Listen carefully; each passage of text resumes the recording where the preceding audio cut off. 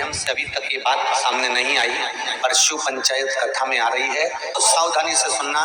एक प्रश्न हमारे भीतर खड़ा होता है, जब हम सूर्य नारायण भगवान को अर्घ देते हैं, जल चढ़ाते हैं, तो वो जल पृथ्वी पर जब गिरता है तो उसके छींटे हमारे शरीर पर लगते हैं। क्या वो ठीक है? क्या वो श्रेष्ठ है? तो शिव महापुराण की कथा कहती है, जब हम सूर्य को अर्घ देते हैं, सूर्य को जल चढ़ाते हैं, वो पानी जब पृथ्वी पर गिरता है, उसके छींटे हमारे शरीर पर लगते हैं, तो वो श्रेष्ठता का भाव निर्मित करते हैं। वो गलत नहीं हो सकता। कारण अब वो भी समझ लीजिए।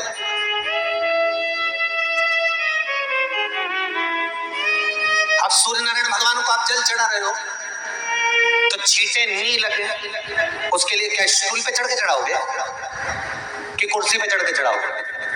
अरे बोलो तो सही। अब कई लोगों के दिमाग में ये बात भरा गई कि हम भगवान को जल चढ़ाते हैं, वो हमारे शरीर में छींटे लगते हैं, जमीन पे से पानी गिरता है, वो हमारे शरीर को छींटे लगते हैं, भगवान को अच्छा नहीं लगता होगा। कौन ने कहा? पहले तो उसको पकड़ के लगता। मेरे राम जी महाराज, मेरे भगवान कृष्ण, बड़े बड़े संत, साधु, सन्यासी, तपस्वी, साधक, उपासक जितने भी हुए, जिन्होंने सूर्य की आराधना करी, इन्होंने टेबल पे चढ़कर या कुर्सी पे चढ़कर जल नहीं चढ़ाया, इन्होंने पृथ्वी पर खड़े होकर ही, क्योंकि पृथ्वी तत्व के देव हैं शिव।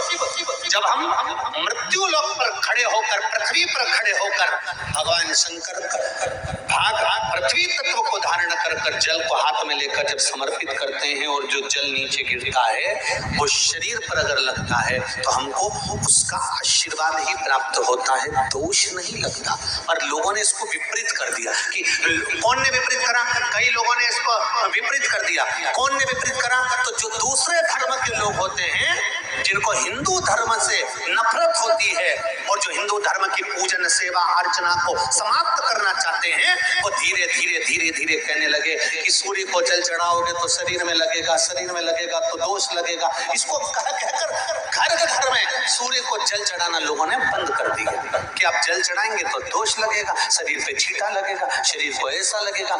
ये दोष नहीं है। कितनी सुंदर बात है महाराज। सूर्य नारायण भगवान को जब जल चढ़ाया जाता है, हाथ सिर से 8 इंच की दूरी पर होना चाहिए। जम के बोलिए, सिर से कितना ऊंचा होना चाहिए?